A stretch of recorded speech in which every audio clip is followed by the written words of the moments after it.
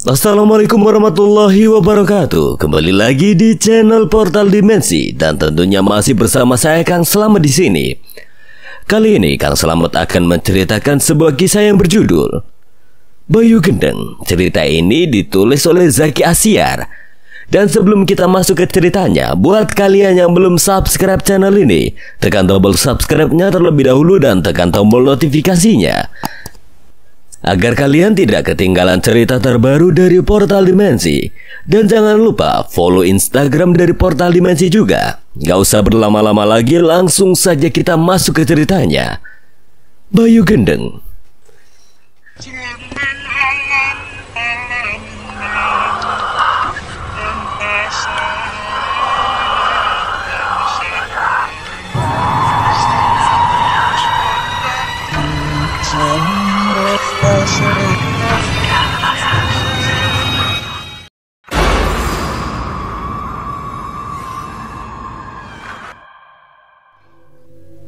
Itu apa, Jo? Wah, kayaknya itu Banaspati, man. Jangan-jangan ada yang ngirim santet, man. Tak lama kemudian bola api terang itu melintas di atas pos ronda mereka dan terus terbang hingga kemudian terjatuh di salah satu atap rumah warga. Wah, bener kayaknya, Jo. Itu Banaspati. Itu jatuh di rumah siapa, Jo? Nggak tahu, man, itu jatuh di rumah siapa. Yang pasti ada yang berbuat jahat pada salah satu warga di kampung kita, man. Dan yang aku tahu, Banaspati adalah santet yang kuat dan kejaman. Dari dalam kamarnya, Marsini, istri dari Karjo, terkejut dan seketika terbangun dari tidurnya ketika dia mendengar suara benda yang asing terjatuh dengan keras di atas atap rumahnya. Suara apa itu? Pak, bangun, Pak. Pak, bangun. Marsini mencoba membangunkan Karjo dengan menggoyang-goyangkan tubuhnya, tapi pria itu masih tetap tertidur pulas. Karena usahanya untuk membangunkan suaminya nihil, Marsini memberanikan diri untuk mencari tahu apa yang barusan terjatuh di atap rumahnya sendirian. Dia kemudian berjalan mendekati pintu kamarnya. Sampai di depan pintu kamarnya, dia mulai memutar gagang pintu. Seketika pintu kamarnya terbuka dan dia bisa melihat ruang tengah rumahnya yang sepi. Kemudian dia melangkah keluar kamar, lalu ia menutup kembali pintu kamarnya. Sesaat setelah dia menutup pintu, sayup-sayup di telinganya, dia mendengar suara perempuan yang bernyanyi sebuah langgam Jawa kuno. Suara perempuan yang bernyanyi itu sangat lembut namun menebarkan aura yang sangat mistis dan mengerikan. Marsini seketika merinding di sekujur tubuhnya ketika dia mendengar suara nyanyian perempuan itu. Ingin rasanya dia kembali masuk ke kamarnya, namun tubuhnya seperti digerakkan untuk berjalan menuju ke arah suara tersebut berada. Meskipun diliputi dengan rasa ketakutan, ia masih terus berjalan perlahan menuju suara perempuan yang menyanyikan langgam Jawa itu. Marsini juga dapat merasakan detak jantungnya yang tidak beraturan dan tubuhnya yang mulai bergetar. Semakin dia berjalan mendekat, suara perempuan yang bernyanyi itu semakin keras terdengar. Kini Marsini hampir sampai di ruang depan rumahnya, di mana di ruang depan itu terdapat beberapa kursi yang biasa untuk menerima tamu. Marsini yang muncul di ruang tengah segera mengarahkan pandangannya ke arah ruang tamu. Suasana temaram yang menyelimuti rumahnya semakin menambah aura mistis dan entah kenapa Marsini sampai lupa menyalakan lampu. Ketika kepalanya menoleh ke ruang tamu, di kursi ruang tamu itu tampak sesosok wanita berkebaya hitam sedang duduk membelakanginya. Wanita itu masih terus bernyanyi langgam Jawa sambil tangannya mengelus-elus rambutnya yang panjang. Dia seperti tak memperdulikan kedatangan Marsini. Marsini terkejut melihat wanita itu. Tubuhnya juga semakin bergetar ketakutan. Siapa kamu? Wanita itu langsung terdiam sesaat setelah Marsini menegurnya. Kini dia tidak lagi menyanyi. Dengan masih berposisi membelakangi Marsini, wanita itu tiba-tiba memutar kepalanya dengan perlahan ke belakang menghadap Marsini. Marsini terkejut dan seketika tubuhnya kaku melihat penampakan mengerikan di depan matanya. Pasalnya wajah wanita itu begitu mengerikan. Mulutnya lebar hingga memenuhi seluruh pipi dan dagungnya. Rongga matanya bolong dan terlihat seperti lubang hitam yang menganga. Melihat Marsini yang ketakutan, wanita mengerikan itu kemudian tertawa, seolah dia sedang menertawai Marsini. Suara tertawa perempuan itu menggema ke seluruh ruangan rumah. Mulutnya yang lebar mampu mengeluarkan suara yang begitu keras. Hal itu membuat Marsini semakin ketakutan. Dia jatuh terduduk lemas. Marsini pun menangis tersendu-sendu. Tak lama kemudian wanita menyeramkan di hadapannya berubah menjadi asap hitam. Asap itu melayang-layang kemudian mendekat ke arah Marsini. Sesaat asap itu mengepul dan melingkari tubuh Marsini. Lalu asap tersebut bergerak masuk ke dalam mulut Marsini. Marsini tak bisa melawan asap yang terus memaksa masuk ke mulutnya. Dia hanya pasrah dan merasakan tenggorokannya begitu sakit ketika asap hitam terus-menerus menerobos masuk ke tubuhnya. Setelah seluruh asap itu masuk ke mulut Marsini, tiba-tiba perut Marsini membesar dengan cepat, hingga daster yang dia kenakan tampak menggunung.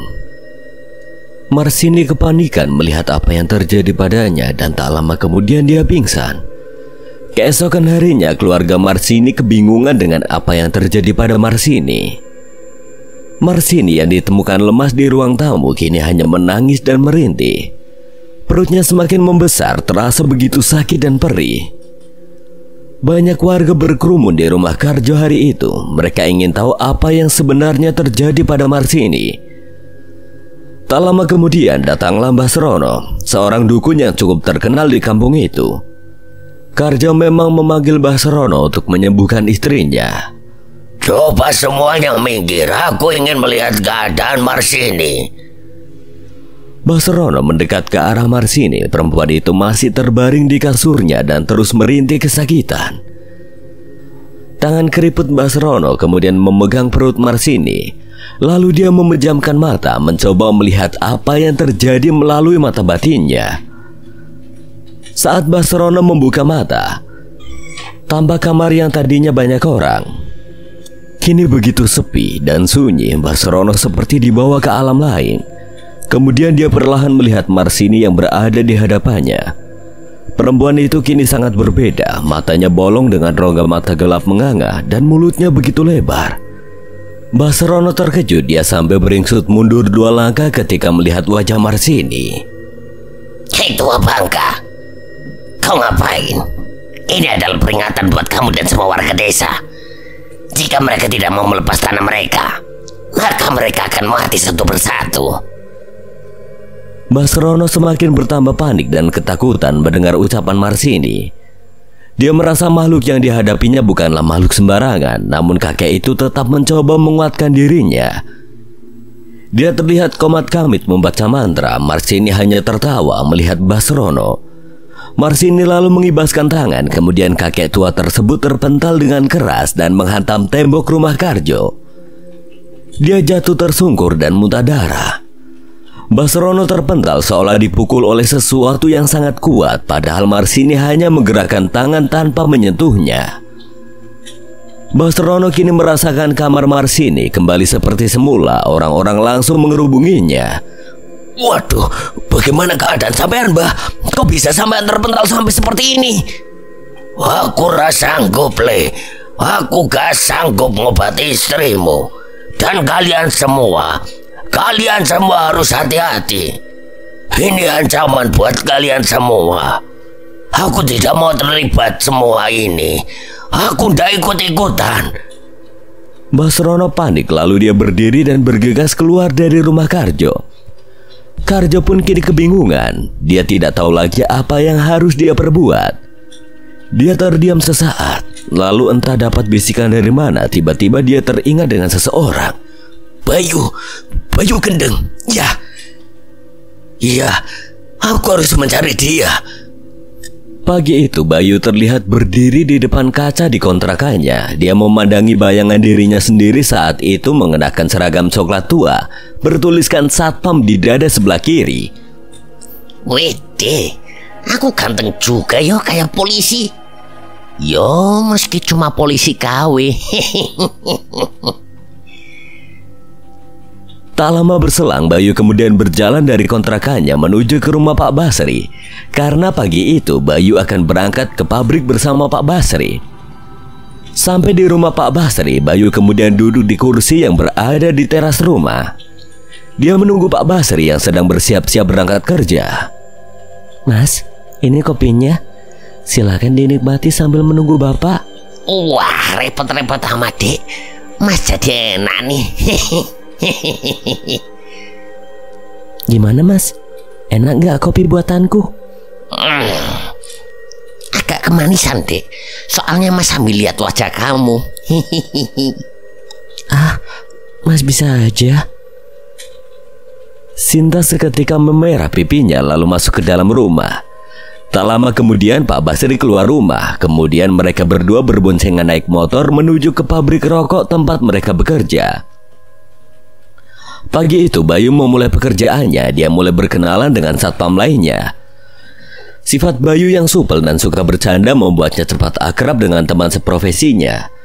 Karena Bayu anak baru, untuk sementara dia belum terkena shift dan selalu masuk pagi. Singkatnya, seminggu sudah Bayu bekerja sebagai satpam di pabrik rokok itu. Pabrik rokok tersebut dimiliki oleh konglomerat terkenal yang bernama Juragan Bintoro. Pak Bintoro memiliki jaringan bisnis yang sangat besar baik di dalam maupun di luar negeri. Tak ayal dia masuk jajaran orang terkaya di negeri ini. Sosok pria 50 tahunan itu berbadan tegap tinggi besar. Dia terlihat bugar layaknya pria 30 tahunan. Dari penampilannya tampak menyiratkan aura kewibawaan yang sangat kuat. Pagi itu Bayu dan dua orang temannya berdiri di depan pagar untuk menyambut kedatangan bos besar tersebut. Memang kita harus hormat kayak gini, Gus? Tanya Bayu pada Agus. Agus adalah rekan Bayu yang berjaga di pos security hari itu.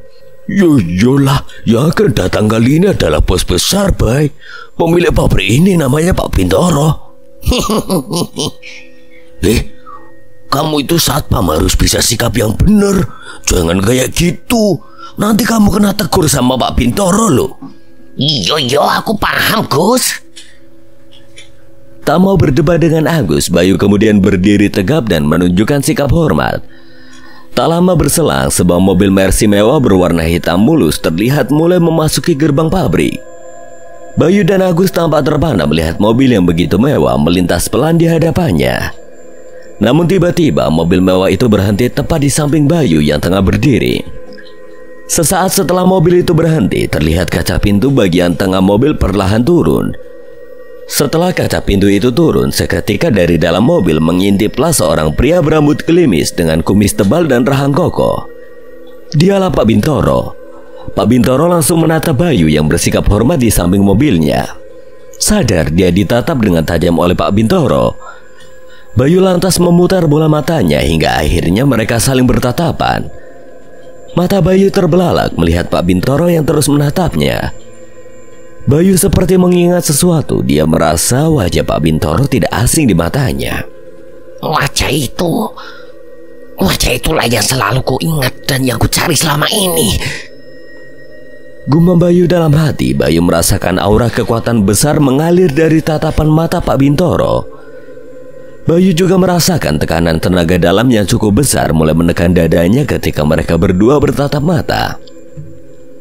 Tubuh Bayu seketika bergetar, keringat bercucuran. Tangan kirinya mengepal kuat seolah ingin bersiap menyerang. Melihat ada yang aneh dari Bayu, Agus pun beringsut mendekat ke Bayu. Kamu kenapa, Bayu? Tidak apa-apa, Gus. Pak Bintoro hanya tersenyum kecil tanpa berbicara sepatah kata pun. Kemudian dia menutup kaca mobilnya, lalu mobil mewah itu pun kembali berjalan untuk masuk ke dalam area pabrik. Dari dalam mobil Pak Bintoro sekilas masih melirik Bayu. Aku tak menyangka bocah ingusan itu bisa mengalahkan peliharaan Gianto. Sepertinya aku tahu siapa dia. Setelah mobil itu meninggalkan tempat Bayu berdiri, Bayu langsung terengah-engah. Dia tampak seperti seseorang yang baru saja muncul dari air setelah menyelam ke kedalaman laut yang dalam. Kamu kenapa, Bayu? Kok kamu aneh? Gak apa-apa, Gus. Mungkin tadi sarapanku kurang banyak. Bayu memegangi dadanya lalu bergegas kembali ke pos security. Akhirnya, orang yang selama ini ku cari telah kutemukan. Di dalam ruangan kantornya terlihat Pak Bintoro duduk di sebuah kursi besar. Dia menyulut sebatang rokok kemudian menghisapnya dalam-dalam. Darto, bagaimana kelanjutan pembebasan lahan desa Randu Gunting? Maaf Pak, sepertinya bermasalah. Warga Randu Gunting menolak menjual lahannya pada kita. Bahkan beberapa warga yang dipimpin oleh Karjo dan Jono berani melawan orang-orang kita. Semprol! Berani-beraninya mereka melawanku. Lihat saja, akan aku buat banjir darah di Randu Gunting. Ucap Pak Bintoro kesal sambil mematikan bara puntung rokoknya dengan kasar di asbak. Darto tampak sedikit ketakutan melihat bosnya yang marah. Dia menundukkan kepala karena dia tidak berani menatap bosnya ketika sedang marah seperti itu. Sial, masalah Gianto belum kelar. Ini malah nambah lagi masalah Randu Gunting. Maaf Pak, tapi saya sudah mencoba mengirim santet ke istri Karjo, salah satu pimpinan mereka. Saya berharap santet itu bisa menjadi peringatan bagi mereka agar tidak main-main dengan kita. Mudah-mudahan itu berhasil, tanpa kita harus melakukan kekerasan yang lebih besar. Bagus. Tapi kalau cara itu tidak berhasil, terpaksa aku harus turun tangan sendiri untuk menyelesaikan semua ini. Malam itu, pintu kontrakan Bayu diketuk beberapa kali oleh seseorang. Bayu yang sedang tiduran segera menuju ke pintu dan membukanya. Tampak di depan matanya Sinta berdiri di depan pintu. Loh, Dek Sinta, tumben malam-malam gini ke sini. Ada apa tadi? Ini Mas ada yang mau ketemu sama sampean. Jadi saya mengantar orang ini ke sini. Tak lama kemudian dari samping Sinta muncullah Karjo dengan tiba-tiba. Bayu terkejut melihat Karjo, lalu dia menutup kembali pintunya. Suruh dia pulang, Sin. Aku tidak mau ketemu sama dia. Bayu, aku tidak akan menangkapmu. Kami sudah memaafkanmu. Saat itu kami salah paham. Kini aku butuh bantuanmu. Bayu tampak berpikir sejenak. Dia masih terdiam di balik pintu tanpa menjawab ucapan Karjo. Aku mohon Bayu, aku mohon tolong selamatkan istriku. Susah payah aku mencari keberadaanmu demi kesembuhan istriku, Bayu. Karjo memohon sambil bersujud di depan pintu. Sinta merasa iba melihat Karjo yang memohon seperti itu. Kemudian dia mendekat ke pintu. Mas, aku mohon Mas mau menolong Pak De Karjo. Kasihan dia, Mas. Tak lama setelah Sinta berbicara, pintu kontrakan Bayu pun terbuka. Bayu menatap sekilas Karjo yang masih bersimpul di depan pintu kontrakannya. Ayo kita bergegas. Waktu kita tidak banyak, istrimu dalam bahaya. Sinta dan Karjo tampak bingung melihat Bayu yang tiba-tiba berubah sikap. Ayo jangan diam saja, kita harus bergegas. Sesampainya di rumah Karjo, Bayu tertawa terbahak-bahak meskipun tangannya juga sedikit bergetar. Kenapa kamu ketawa, Mas? Lucu aja, Dek. Laki-laki sepertinya aku harus bertaruh nyawa untuk menghadapi makhluk itu.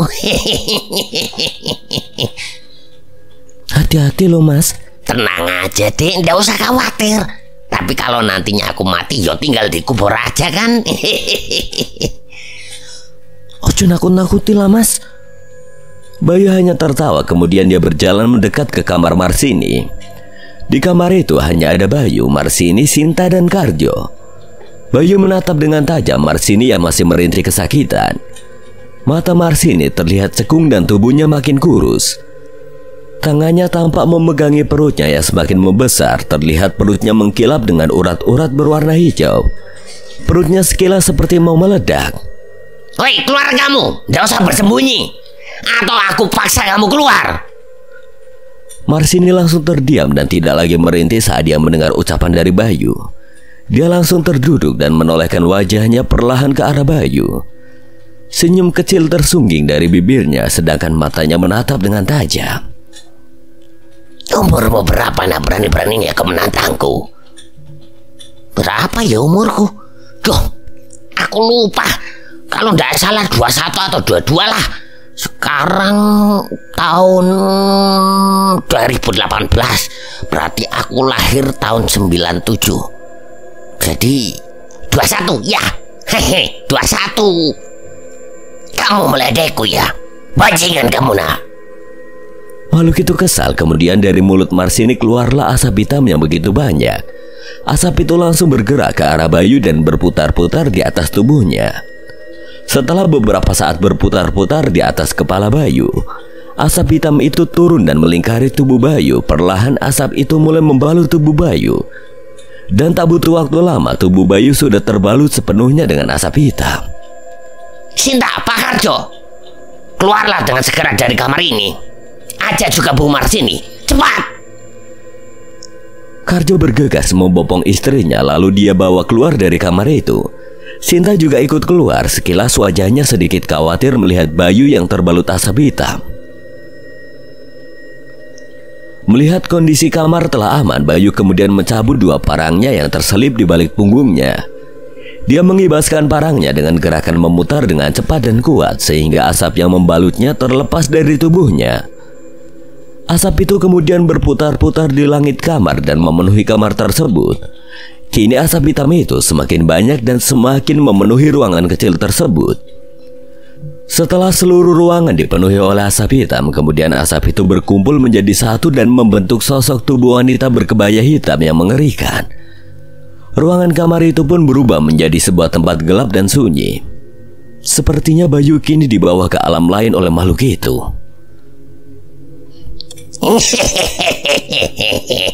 Dasar bodoh, berani-beraninya kau menantangku. Aku Nyai Limbo.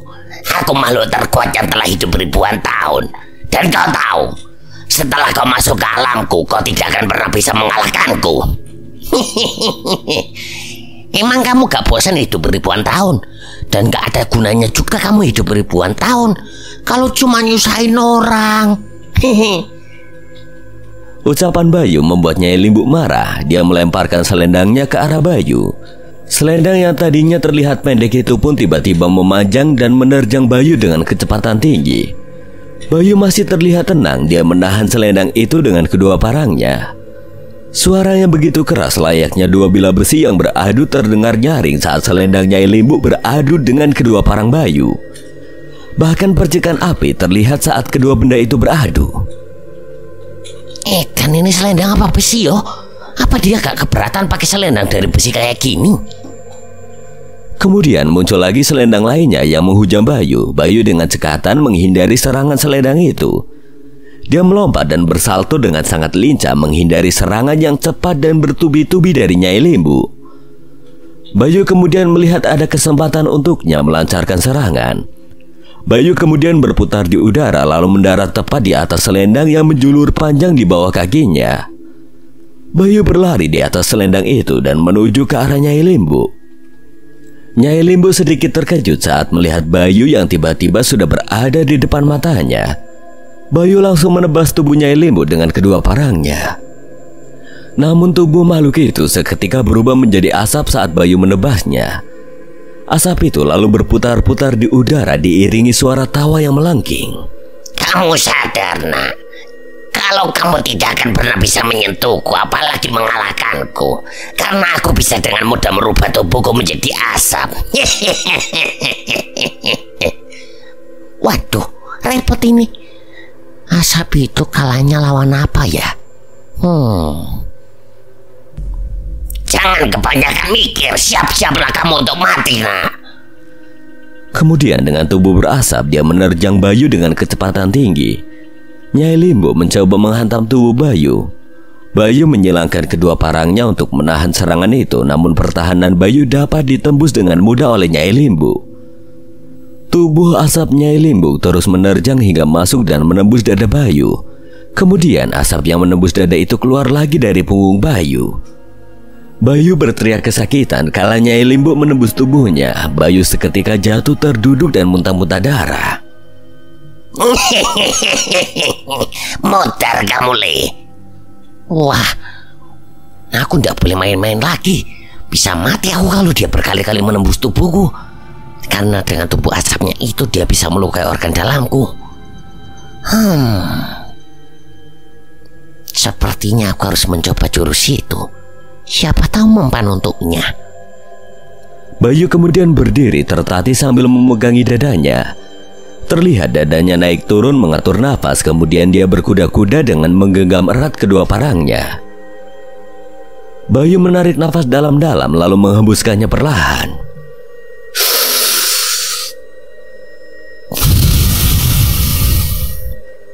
Jurus angin dingin membelah kabut, ucapnya perlahan dengan tatapan mata tajam.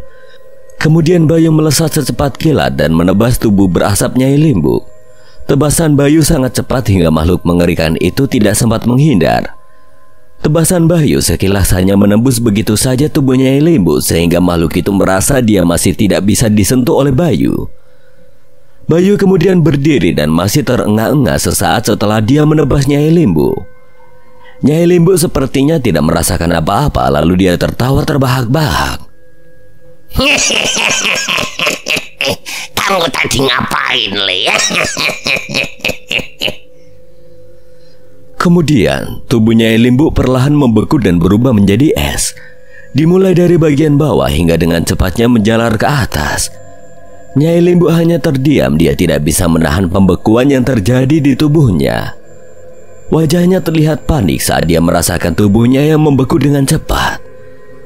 Tak lama kemudian dari rongga mata dan mulutnya yang menganga mengeluarkan asap dingin pertanda seluruh organ dalamnya telah membeku. Motar gue, biar rasanya aku jadi es. Enak toh? Kemudian saat Bayu sampai di depan Nyai Limbuk, Bayu tersenyum kecil. Waduh, gara-gara kamu nyerang aku tadi, perutku jadi kembung karena terlalu banyak makan asap.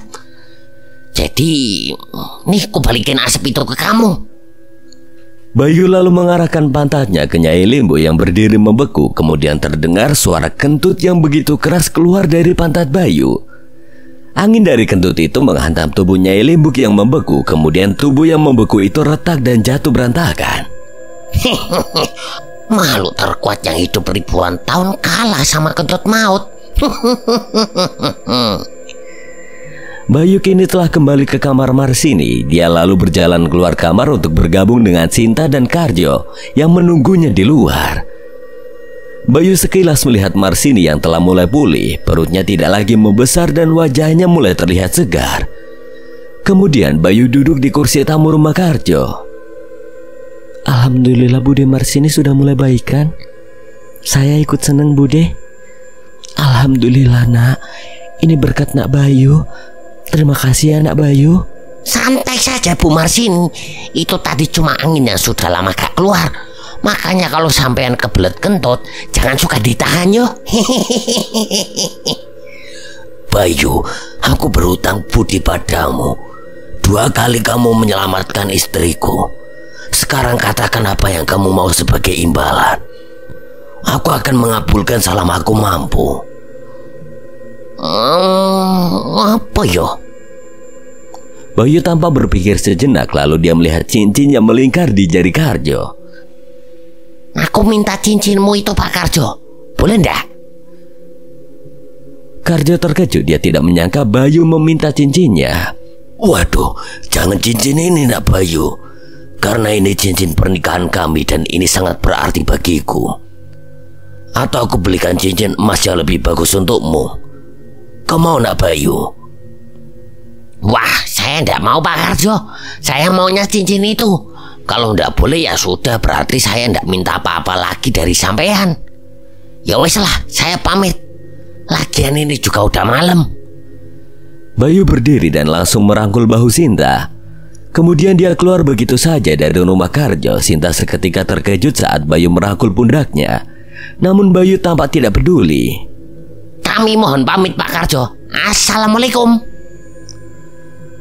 Karjo hanya tertegun sambil memandangi Bayu yang berlalu pergi dari rumahnya. Mas, kenapa kamu meminta cincin Pak Karjo? Aku tahu dia tidak akan memberikan cincin itu.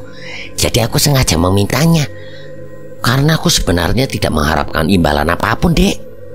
Sinta pun tersenyum kecil sambil menatap wajah Bayu. Suara ponsel terdengar nyaring dari dalam mobil Mercy mewah malam itu. Pak Bintoro menatap sejenak ponselnya lalu mengangkat telepon yang berdering nyaring tersebut. Ya, ada apa Darto? Gawat Pak, rencana saya berantakan. Santet yang saya kirim gagal total. Dukun yang ngirim juga tewas. Aku sudah menduganya, Darto.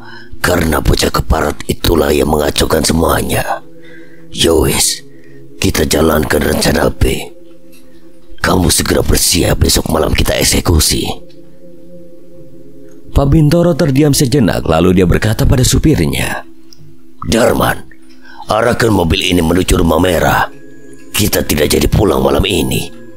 Baik, Pak. Kini mobil mewah itu berbalik arah dan menuju ke arah timur. Mobil itu melaju kencang hingga akhirnya mobil itu melewati sebuah jalan di tengah hutan yang gelap dan sepi. Hanya suara roda mobil yang berderak melindas bebatuan yang terdengar malam itu. Kemudian mobil itu pun berhenti di depan sebuah rumah mewah yang berada jauh dari keramaian. Rumah bercat merah itu tampak besar dan mewah. Mobil Pak Bintoro langsung masuk ke dalam pagar dan parkir di halamannya yang luas. Pak Bintoro keluar dari mobilnya kemudian bergegas berjalan masuk ke dalam rumah merah itu. Tak lama dia berjalan, kini dia telah sampai di depan sebuah pintu besar di lantai 2. Pak Bintoro berdiri sejenak di depan 2 daun pintu besar itu.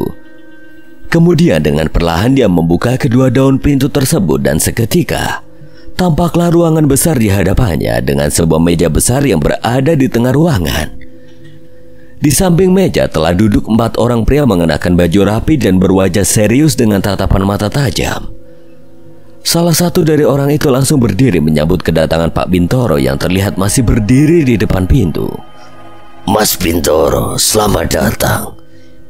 Ya, sama-sama Gianto. Pak Bintoro terus berjalan ke depan menuju meja besar di tengah ruangan. Lalu ketika dia sampai di depan meja, Pak Bintoro membungkuk memberikan penghormatan pada 3 orang pria yang masih duduk di depan meja. Mas Suryo, Mas Karno, dan Mas Hardi. Mohon maaf Mas, kedatangan saya kemari hanya akan merepotkan kalian semua. Kami semua sudah tahu maksud kedatanganmu kemari. Hardi adalah kakak tertua di kelompok mereka. Mereka berlima adalah orang-orang paling ditakuti di Jawa Timur. Mereka menjalankan bisnis besar yang menguasai sebagian besar di Jawa Timur. Sepak terjang kelimanya sangat ditakuti karena selain kaya dan berkuasa, mereka berlima mempunyai kekuatan yang luar biasa. Orang-orang menyebut mereka berlima dengan sebutan 5 iblis dari Timur Jawa. Ketika beraksi, mereka berlima menggunakan topeng berbentuk tengkorak dan pakaian serba hitam. Mereka juga ahli dalam menggunakan senjata tajam sehingga mereka mampu menghabisi siapapun dengan sangat cepat. Karena ketika beraksi selalu menggunakan topeng, identitas sesungguhnya dari mereka tidak banyak diketahui orang. Hai Bintoro, yang akan kita hadapi hanya sekumpulan kecoa busuk. Apa tidak berlebihan kau mengajak kami beraksi? Tentu tidak, Mas. Aku ingin orang-orang mengetahui kalau 5 iblis dari Timur Jawa masih ada, sehingga mereka tidak berani macam-macam dengan kita. Dan aku ingin menebar teror hingga akhirnya memancing para berandal itu keluar dan berhadapan dengan kita. Kau tahu, Mas, 1 orang dari mereka telah mengacau di restoran Gianto dan kini dia bekerja di pabrikku. Aku ingin memberinya pelajaran. Jadi dia salah satu dari berandal Lokajaya, Mas? Kurasa begitu, Gianto. Karena kalau dia bocah biasa, harusnya dia terpental oleh tenaga dalamku saat menatap wajahnya. Jadi kapan kita akan beraksi, Bintoro? Aku juga sudah lama tidak menikmati kubangan darah. Aku tak sabar melihat darah menggenang di bawah kakiku. Besok malam, Mas, anak buahku telah menyiapkan semuanya. Oh iya, Mas, aku juga telah menyiapkan tumbal untuk ritual malam ini. Kemudian Gianto menepuk tangannya dan tak lama kemudian masuklah 2 orang pria sambil menarik seorang gadis muda yang matanya tertutup kain dan tubuhnya terikat. Gadis itu tampak ketakutan, tubuhnya bergetar hebat. Kemudian Gianto membuka penutup matanya. Gadis itu mengerjapkan mata saat penutup matanya terbuka. Dia kebingungan melihat sekitarnya yang tampak asing di matanya. Selamat datang, Tantri. Kau kini berada di markas kami. Ya, Gadis itu adalah Tantri. Tantri dibawa Gianto untuk dijadikan tumbal ritual mereka. Karena setahun sekali mereka akan menyembelih gadis muda untuk dijadikan ritual dan persembahan pada iblis agar mereka tetap awet muda dan terus mempunyai kekuatan yang besar. Tantri berteriak ketakutan saat Gianto mengambil sebilah pisau tajam dan mendekatinya. Tanpa banyak berucap, Gianto langsung merebahkan tubuh Tantri di atas meja. Dia juga menyiapkan bejana untuk menampung darah. Lalu Gianto menggorok leher Tantri hingga darahnya muncrat dan sebagian dia tampung di bejana. Terlihat darah memenuhi bejana itu. Kemudian Gianto menyerahkan bejana penuh darah itu pada Hardi untuk memulai ritual mereka. Ritual dipimpin oleh Hardi sang kakak tertua, sedangkan mereka berempat duduk bersimpu dan bertelanjang dada di sebuah ruangan khusus yang dipenuhi cahaya lilin. Hardi mengucapkan mantra-mantra dengan bahasa aneh yang intinya meminta kekuatan pada iblis yang menguasai tanah Jawa. Kemudian Hardi berjalan sambil membawa bejana penuh darah tersebut. Dengan menggunakan sebuah gelas yang terbuat dari emas, Hardi menciduk darah di bejana dan menyiramkan satu persatu pada keempat saudaranya. Dan terakhir dia menyiramkan ke tubuhnya sendiri. Setelah disiram oleh darah itu, mereka merasakan kekuatan besar mengalir ke dalam tubuh mereka. Kemudian mereka pun tertawa terbahak-bahak dengan tubuh yang berlumuran darah.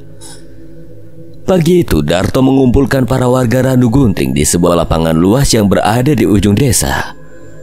Terlihat para warga berkumpul di lapangan itu termasuk Karjo dan Jono. Mohon perhatiannya para warga semua. Kedatangan saya kemari ingin mengabarkan sebuah kabar gembira pada kalian semua. Jadi pemilik PT Lima Jaya dengan resmi batal mendirikan pabrik di desa Randu Gunting ini. Jadi sampean semua tidak perlu khawatir tentang tanah dan sawah kalian yo. Karena kami resmi tidak akan membeli tanah dan sawah kalian.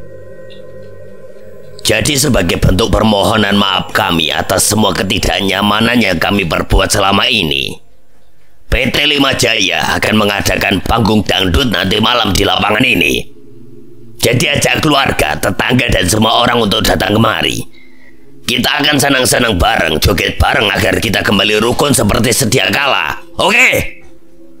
Darto tersenyum kecil melihat kegembiraan dari warga. Kemudian dia membubarkan warga.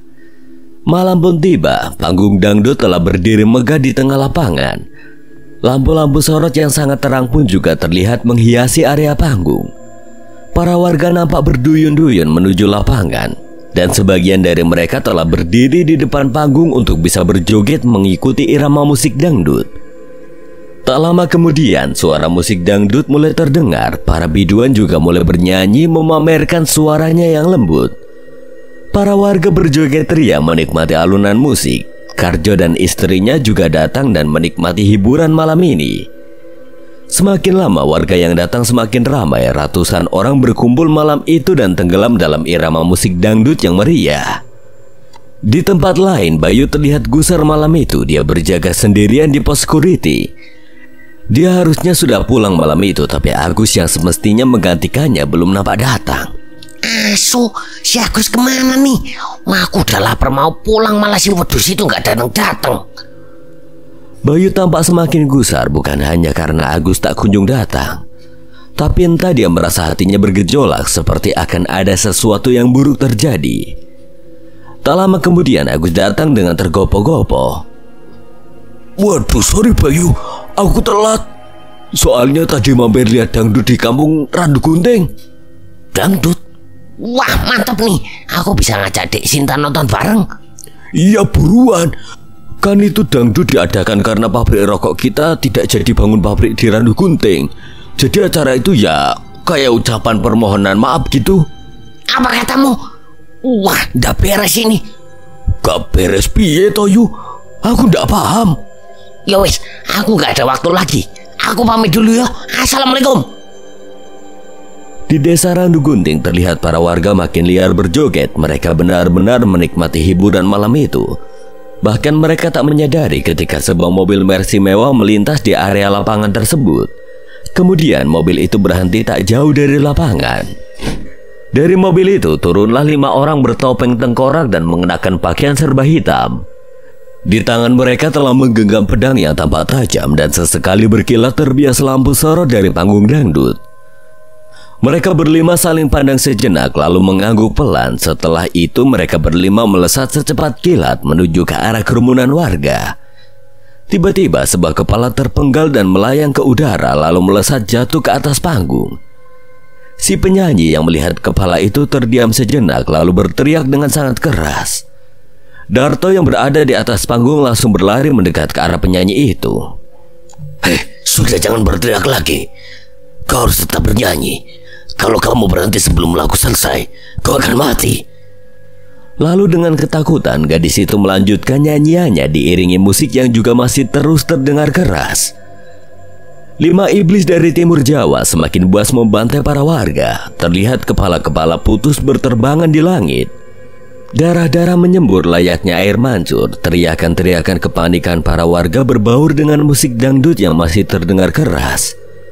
Kini kelimanya terlihat melesat, berputar-putar dan mengeluarkan keahlian pedang mereka untuk membantai para warga.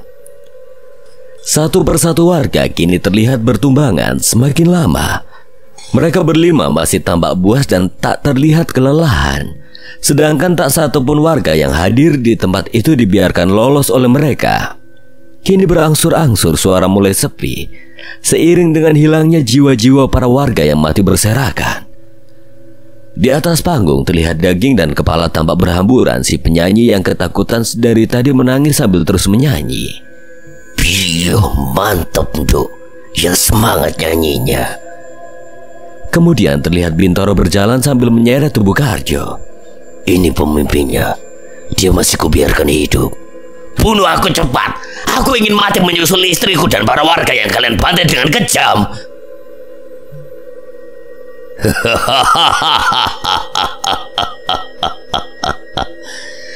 Kau tahu, Karjo, hal ini terjadi karena kalian berani melawan kami. Kalau kalian melepas tanahmu tanpa perlawanan, maka kalian akan mempunyai banyak uang dan bahagia berkumpul dengan keluarga kalian. Aku akan membuatmu tersiksa sebelum kematian menjemputmu. Jadi lebih baik ku potong tangan dan kakimu dan ku biarkan ku mati dengan perlahan.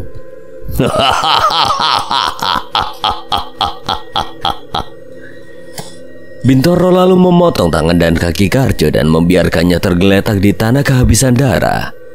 Terlihat Suryo, Karno dan Hardi duduk di tumpukan mayat lalu mereka menghisap rokok sambil menikmati alunan musik dangdut. Apa kita semakin tua ya, harusnya menghabisi orang segini tidak memakan waktu lama. Bukan, Mas, itu karena si Suryo kebanyakan joget. Iya, Mas, tapi tidak apa-apa. Ini pemanasan yang baik sebelum kita bertempur melawan Belanda Lokajaya. Aku yakin mereka akan keluar setelah melihat semua ini. Terlihat juga tanpa rasa berdosa Gianto berjoget di atas panggung sambil menenteng kepala salah seorang warga yang dia bantai. Tak lama kemudian mereka menumpuk mayat-mayat itu layaknya gunung dan membakarnya. Lalu mereka pun pergi begitu saja. Di tempat lain, setelah kembali ke kontrakannya untuk berganti pakaian dan mengambil senjatanya, Bayu berlari kencang untuk segera menuju ke arah desa Randu Gunting. Dia mencium ada sesuatu yang tidak beres di desa Randu Gunting. Kini dari kejauhan Bayu melihat asap yang membumbung tinggi berasal dari desa Randu Gunting. Bayu semakin bergegas. Dia lalu menggunakan ajian saipi angin agar dia bisa melesat jauh lebih cepat. Kemudian dengan sekejap Bayu telah sampai di desa Randu Gunting. Dia langsung menuju lapangan di ujung desa. Mata Bayu terbelalak ketika dia mendapati suasana yang mengerikan di lapangan itu. Dia melihat tumpukan mayat menggunung yang terbakar api yang besar. Bau darah dan daging yang terbakar tercium menyengat di hidungnya. Bayu perlahan berjalan di lapangan itu. Dia tidak percaya dengan apa yang dia lihat. Edan, ini mengerikan. Bajingan, siapa yang tega menghabisi warga tak berdosa seperti ini? Bayu masih berkeliling. Dia mencari orang yang masih bertahan hidup. Namun yang dia temui dari tadi hanya potongan tubuh yang berserakan. Tiba-tiba, Bayu, Bayu. Bayu yang mendengar suara lirih itu segera berlari melesat menuju suara tersebut. Sesaat Bayu kebingungan mencari arah suara itu karena yang dia ketemui di sepanjang dia berlari hanya potongan-potongan daging yang berserakan. Kemudian matanya melihat sebuah tubuh tanpa tangan dan kaki tergeletak di atas rumput. Bayu langsung bergegas mendekatinya. Dia terkejut bukan main saat mengetahui bahwa itu adalah tubuh Karjo. Pak Karjo! Pak Karjo! Ya Allah, kenapa semua seperti ini, Pak? Siapa yang tega melakukan semua ini? Cepat katakan, Pak. Bayu, kau jangan melawannya. Mereka sangat kuat. Mereka itu adalah 5 iblis dari timur Jawa. Mereka kejam dan sangat kuat. Kau kira mereka cuma mitos, tapi ternyata mereka ada. Dan kami tidak bisa berbuat apapun saat bertemu dengan mereka. Bayu, kau tahu, kini Marsini sudah tenang. Dia tidak akan merepotkanmu lagi. Dan aku ingin segera menyusulnya, Bayu. Tidak, Pak. Tidak. Sampean harus bertahan, Pak. Bocah edan, buat apa aku bertahan? Orang yang paling aku cintai telah mati. Dan keadaanku juga seperti ini. Jadi lebih baik aku menyusul Marsini. Oh ya Bayu,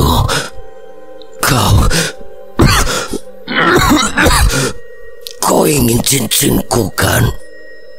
Itu kau lihat tangan yang ada di dekatku itu. Ambil tangan itu dan ambil cincinnya.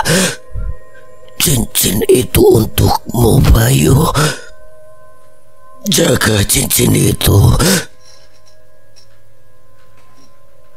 Akhirnya aku bisa mati dengan tenang setelah aku bisa memberikanmu imbalan atas semua pertolonganmu selama ini.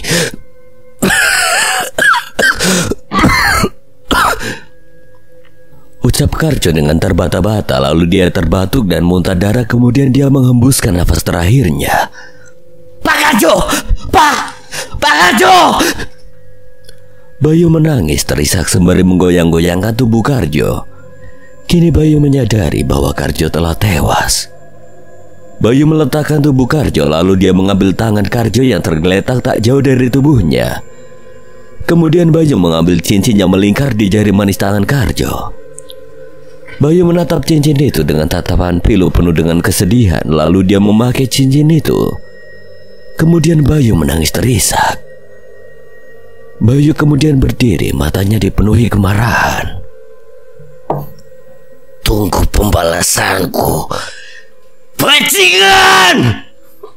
Malam itu, Bayu berlari melesat dengan penuh kemarahan.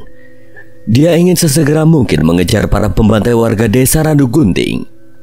Sepanjang perjalanan dia masih terbayang kengerian yang baru saja dia lihat di desa Randu Gunting. Dia juga teringat tentang Karjo yang tewas mengenaskan bersama dengan istrinya. Sampai di tengah perjalanan, Bayu baru menyadari bahwa dia tidak tahu kemanakah dia akan pergi. Karena dia sendiri tak tahu kemana perginya 5 iblis itu. Tak lama kemudian Bayu teringat sesuatu. Kemudian dia mengambil ponsel di saku celananya. Dengan lincah jarinya mengetuk-ketuk layar untuk menempelkan ponsel itu di daun telinganya. Di tempat lain, Agus nampak menikmati secangkir kopi di pos security. Sesekali dia menepuk-nepuk lengannya karena serangan nyamuk. Matanya juga mulai terasa berat dan sesekali kantuk menyerangnya. Baru saja matanya akan terlelap, tiba-tiba dia dikejutkan oleh suara dering ponselnya yang terdengar nyaring. Agus terkejut, kantuknya seketika hilang. Kemudian dia meraih ponselnya lalu menatap layar ponsel tersebut. Lah, Bayu, kenapa malam-malam gini dia telepon ya? Assalamualaikum. Ada apa-apa malam-malam gini nelpon? Mau utang duit ya? Sorry, aku ndak punya buat beli rokok aja, sekarang aku ngutang. Dus, wedus. Apa Pak Bintoro sekarang ada di pabrik? Kamu nanya mbok ya yang sopan. Namaku Agus, kok bisa-bisanya jadi wedus? Lagian ada perlu apa malam-malam gini nyari Pak Bintoro kamu? Alah, gak usah banyak tanya, Dus. Aku jelasin pun kamu ya gak bakalan paham. Cepat katakan, Pak Bintoro ada di situ gak? Dasar bocah edan. Ada baik, baru beberapa menit lalu dia masuk pabrik sama beberapa orang. Tumben juga sih dia malam-malam gini ke pabrik. Entah dia mau apa, aku juga ndak tahu, Bay. Emang kamu perlu apa nyariin Pak Bintoro? Pasti mau ngutang duit yo. Ayo ngaku. Sesaat telepon berening, tidak ada jawaban dari Bayu. Bayu. Halo. Wah, bocah gemblong. Matiin telepon gak pamit dulu. Dasar bocah orana pendidikannya babar belas. Agus selalu menaruh ponselnya di saku baju, kemudian dia mengambil secangkir kopi yang terletak di mejanya. Dia mendekatkan cangkir kopi itu ke bibirnya, dan ketika ia akan menyeruput kopi itu, tiba-tiba pagar pabrik tiba-tiba ambruk seperti ditabrak oleh sesuatu yang sangat kuat. Agus seketika terkejut, dia sampai tersedak kopi yang baru saja diminumnya. Edan, wasu, kaget aku. Suara buku mau ya. Lah, itu pagar kok bisa ambruk kayak gitu? Ditabrak apa ya? Agus terkejut, lalu dia dengan tergopoh-gopoh keluar dari pos security-nya. Baru saja Agus menengok, tiba-tiba terlihatlah Bayu yang melesat dari luar pagar. Kemudian Bayu menabrak Agus hingga Agus berputar dan terjatuh terjerembab. Ya, Bayulah yang telah merobohkan pagar itu, dan tampaknya Agus tidak menyadarinya. Weh, dandanan, itu tadi apa? Tapi sekilas kok kayak Bayu yo. Tapi dia sekarang di mana kok tiba-tiba ngilang gitu aja? Apa tadi setan yo? Sedangkan Bayu terlihat berlari dengan sangat cepat. Dia tampak tak memperdulikan Agus yang kebingungan. Tak lama kemudian dia telah sampai di depan lobi pabrik itu. Kemudian dia masuk ke lobi, lalu naik melalui tangga menuju ruang direksi di lantai 2. Dia tahu pasti kelima orang itu sedang berada di ruang direksi. Sampai di depan ruang direksi, Bayu melihat pintu kaca ruangan itu tertutup rapat, meskipun sebenarnya pintu itu tak terkunci dan bisa dibuka dengan mudah. Namun agar tampak keren dan sangar, Bayu mengambil ancang-ancang lalu menabrak pintu kaca itu. Dan pintu kaca itu pecah berhamburan ditabrak oleh Bayu. 5 pasang mata yang berada di ruangan itu seketika menyorot tajam ke arah pintu yang ditabrak oleh Bayu. Mereka adalah 5 iblis dari Timur Jawa. Mereka seperti sengaja berkumpul di pabrik Bintoro, seolah mereka tahu Bayu akan mendatangi tempat itu. Bajingan! Kalian telah menghabisi warga Randu Gunting dengan cara pengecut. Kalian tidak layak disebut 5 iblis dari Timur Jawa. Lebih baik kalian disebut sebagai 5 banci yang tidak punya harga diri. Ucapan Bayu membuat Gianto meradang. Dia lekas berdiri menatap Bayu dengan tatapan tajam penuh kemarahan. Sedangkan keempat saudaranya masih tampak santai dan masih menikmati minumannya. Mereka seperti tidak memperdulikan ucapan Bayu. Hei bocah ingusan, nyalimu besar juga datang kemari. Ya, tapi bagus. Jadi aku tidak perlu repot-repot mencarimu, bocah gemblung. Kau dengan keji telah membunuh peliharaanku. Bajingan, ingin sekali aku mencincang tubuhmu biar kau modar tidak bersisa. Brengsek. Peliharaan? Emang peliharaanmu apa? Sapi, wedus? Perasaan aku nggak pernah bunuh sapi atau wedus. Jangan pura-pura linglung bocah sableng. Kau masuk tanpa izin ke restoranku, lalu kau bunuh genderuwo peliharaanku kan? Oh alah. Peliharaan kau genderuwo, aneh. Udah wajahnya jelek, ngerepotin lagi. Dan parahnya kamu malah kasih makan si genderuwo dengan anak perempuanmu sendiri. Bapak macam apa kamu? Bapak tae. Ucapan Bayu membuat Gianto semakin meradang. Dia lalu melesat sambil menghunuskan pedangnya. Gianto mengibaskan pedangnya dengan kuat ke arah Bayu, namun Bayu dengan cepat menghindarinya. Dia bersalto ke belakang beberapa kali menghindari sabetan pedang yang berbahaya dari Gianto. Bayu lalu berdiri tegak menghadap Gianto. Dia terdiam sejenak, seolah seperti mengukur jarak yang tepat untuk melakukan serangan. Kemudian Bayu memantapkan kuda-kudanya. Dia menarik nafas dalam-dalam. Tatapan matanya tajam, dia terlihat bersiap untuk menyerang, lalu telapak kakinya menghentak dengan kuat di lantai. Bayu lalu melesat cepat menuju ke arah Gianto dengan secepat kilat. Dia telah berada di depan wajah Gianto, kemudian Bayu mencabut kedua parangnya dan menebas Gianto dengan kekuatan penuh. Namun Gianto dengan cepat menahan tebasan Bayu dengan pedangnya. Suara benturan kedua senjata itu sangat keras, bahkan benturan kedua senjata yang dialiri tenaga dalam itu menimbulkan gelombang kejut yang mampu membuat kaca dan benda-benda di sekitarnya pecah berantakan. Gianto tampak tersenyum ketika melihat Bayu meringis menahan tekanan yang begitu kuat dari kedua parangnya yang berbenturan dengan pedang Gianto. Kedua senjata itu masih beradu kuat, suara decitan besi yang bergesekan pun terdengar nyaring. Tangan Bayu mulai bergetar hebat menahan pedang Gianto yang masih menekan dengan kuat kedua parangnya. Bayu tahu lengah sedikit saja pedang Gianto akan melukainya. Bayu harus segera lepas dari situasi yang tidak menguntungkannya saat ini, karena dia tidak mungkin menghabiskan tenaganya hanya untuk menahan pedang Gianto. Dia berpikir sejenak, lalu dia tersenyum kecil. Bayu kemudian melancarkan tendangan kuat ke arah selangkangan Gianto. Tendangan itu tidak disadari oleh Gianto sehingga Gianto tidak sempat menahan atau menghindar. Tendangan keras Bayu tepat mengenai kemaluan Gianto.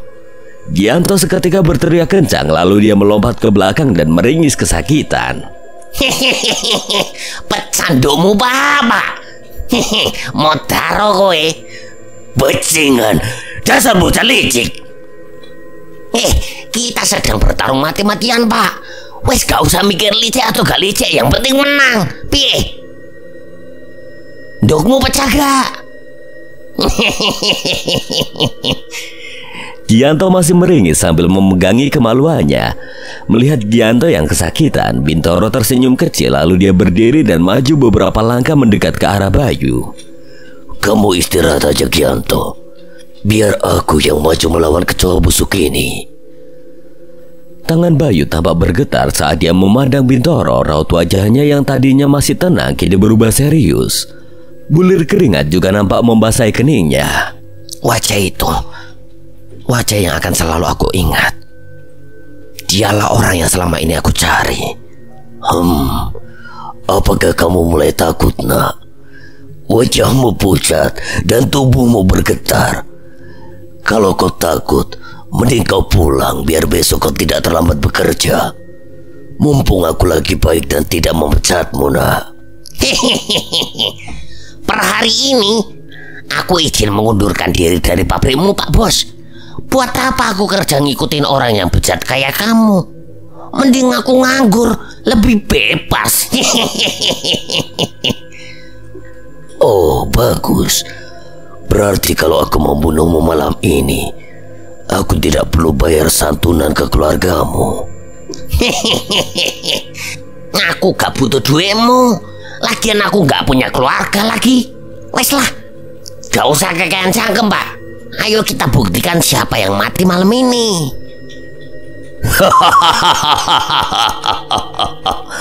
Kamu itu tidak bisa mengukur kemampuanmu sendiri. Baiklah, ayo serang aku.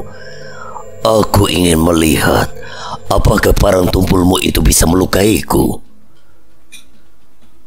Bintoro mengambil posisi pasrah dan mempersilahkan Bayu menyerangnya. Melihat hal itu, wajah Bayu tampak kesal dan penuh amarah. Dia seperti diremehkan oleh Bintoro. Tatapan mata Bayu kini semakin tajam dan penuh dengan amarah, seolah dia seperti memiliki dendam pribadi pada Bintoro. Bayu jelas tidak ingin menyia-nyiakan kesempatan ini, lalu dia mengambil nafas dalam-dalam dan bersiap mengeluarkan salah satu jurus andalannya. Tepasan angin topan membelah lautan. Lalu dia memutar-mutar kedua parangnya hingga tidak lama kemudian angin besar menerjang ruangan direksi tersebut. Terjangan angin besar itu membuat banyak benda dan juga kertas-kertas berterbangan lalu jatuh berserakan. Terlihat juga beberapa kaca jendela maupun pintu pecah berhamburan. Kemudian secepat kilat Bayu melesat dan menerjang tubuh Bintoro yang tampak pasrah. Bayu mengarahkan tebasannya tepat di leher Bintoro. Ketika parangnya menerjang leher Bintoro, terdengarlah suara benturan yang begitu keras. Seolah seperti dua benda yang keras saling beradu kuat. Bayu seketika terkejut karena Bintoro masih berdiri tenang dan lehernya masih mulus tanpa luka. Bayu juga merasakan leher itu begitu keras melebihi besi. Kau tahu sekarang perbedaan kekuatan kita, Le. Bayu kemudian mundur lagi beberapa langkah. Dia bersiap mengeluarkan jurus lagi. Dia mengatur nafas dan berusaha untuk tidak panik. Oh, kamu mau coba lagi? Monggo, silakan. Ini leherku, Le. Ayo coba kamu tebas lagi. Yang kuat dong. Yang tadi cuma geli-geli aja, Le. Bayu bersiap-siap lagi. Dia mencoba untuk tidak memperdulikan provokasi dari Bintoro. Dia mengambil nafas dalam-dalam. Tangannya makin erat mencengkram gagang parangnya. Jurus angin dingin membelah kabut. Bayu lalu melesat dengan cepat menyerang Bintoro. Kali ini dia menggunakan seluruh kekuatannya, hingga beberapa benda di sekitarnya ikut membeku saat dia melesat cepat menyasar leher Bintoro. Kali ini putus lehermu, bajingan! Bayu terdiam sesaat ketika parangnya beradu dengan leher Bintoro. Lagi-lagi leher Bintoro masih tak tergores, namun justru kedua parang Bayu perlahan membeku menjadi es lalu hancur berantakan. Kini Bayu tidak memiliki senjata lagi. Dia terkejut bukan kepalang. Tubuhnya bergetar. Baru kali ini dia merasakan ketakutan mulai menggelayuti jiwanya. Bayu kemudian jatuh terduduk tak berdaya di depan Bintoro yang masih berdiri tegak di depannya.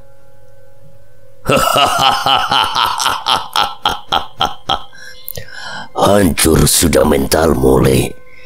Kau kini tahu kan bahwa perbedaan kekuatan kita begitu jauh. Kau itu terlalu naif. Matamu harus melihat dunia ini. Masih banyak di luar sana yang lebih kuat daripada kamu, atau bahkan dariku. Kau tahu, Le, dunia ini adalah milik mereka yang punya kekuatan, dan orang-orang yang lemah harus siap untuk tersingkir dan mati membusuk.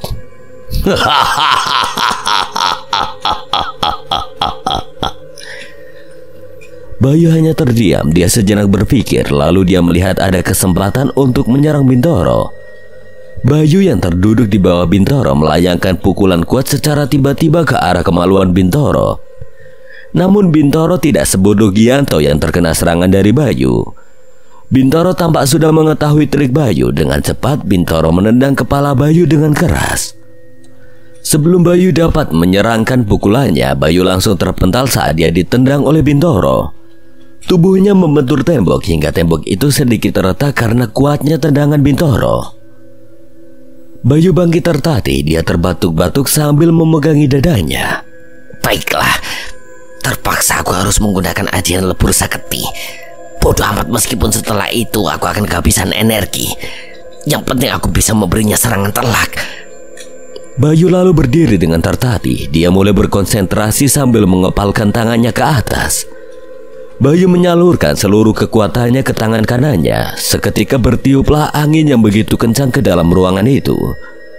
Bahkan angin kencang juga tampak terlihat di luar ruangan hingga di area halaman pabrik.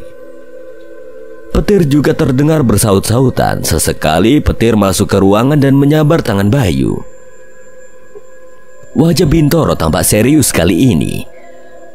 Dia menyadari bahwa ajian yang akan dikeluarkan oleh Bayu kali ini tidak main-main. Bintoro, hati-hati.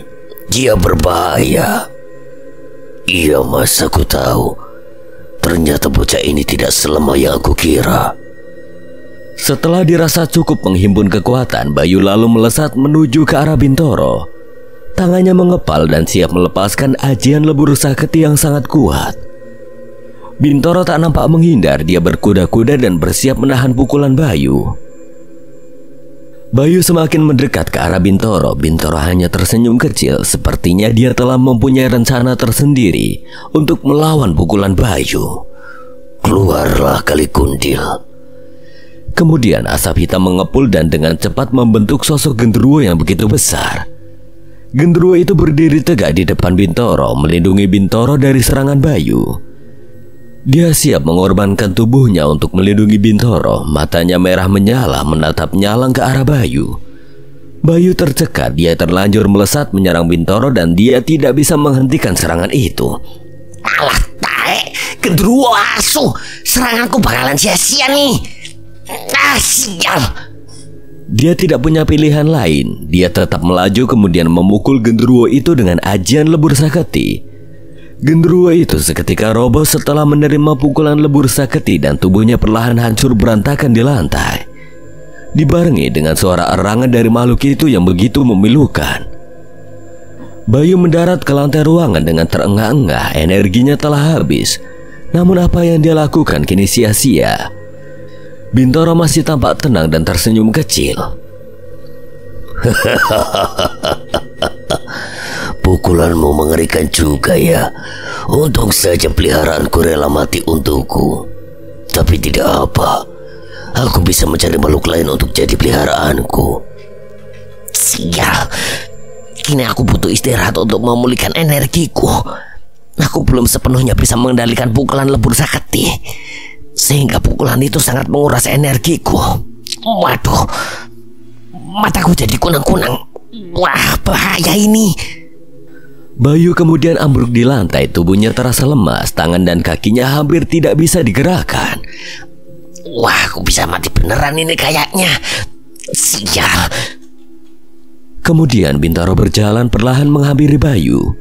Setelah mereka sangat dekat, Bintoro kemudian menjambak rambut Bayu dan mengarahkan wajah Bayu dengan kasar ke hadapannya. Menyedihkan sekali nasibmu, nak. Baiklah, aku akan berbaik hati padamu. Aku akan menghabisimu dengan cepat. Mas, lemparkan pedang itu padaku. Kemudian Suryo melempar pedang Bintoro dan ditangkap dengan tepat oleh Bintoro. Bintoro semakin mendekatkan wajahnya pada Bayu. Dia menatap wajah Bayu dengan senyuman licik. Terlihat wajah Bayu kali ini nampak lemas tak berdaya. Baiklah, Le. Sebelum kau mati, kau ingin berkata apa? Ayo katakan saja, tidak usah sungkan. Cuy! Bintoro terkejut. Dia tidak menyangka Bayu berani meludahinya. Dia lalu mengusap air liur yang membasahi wajahnya. Bintoro tampak sangat marah. Dia melampiaskan kemarahannya dengan menonjok wajah Bayu beberapa kali, hingga wajah Bayu memar dan membiru. Bintoro menghempaskan kepala Bayu ke lantai dengan kasar, kemudian menginjaknya dengan telapak kakinya. Bintoro kini bersiap menghunuskan pedangnya. Suara pedang itu terdengar begitu nyaring ketika tercabut dari sarungnya. Bintoro mengangkat pedangnya tinggi-tinggi dan bersiap menebas leher Bayu yang ada di bawah kakinya. Namun tiba-tiba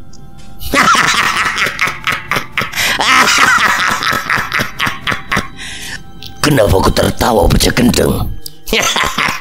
Kau ingat, Bintoro? Kau ingat siapa yang tertawa saat menjelang kematiannya? Bintoro terdiam sejenak, lalu matanya tampak membulat seakan mengingat sesuatu. Jangan-jangan kau... Ucapan Bintoro terhenti. Dia teringat sebuah peristiwa masa lalu yang membekas di hidupnya. Iya, itu aku, Bintoro.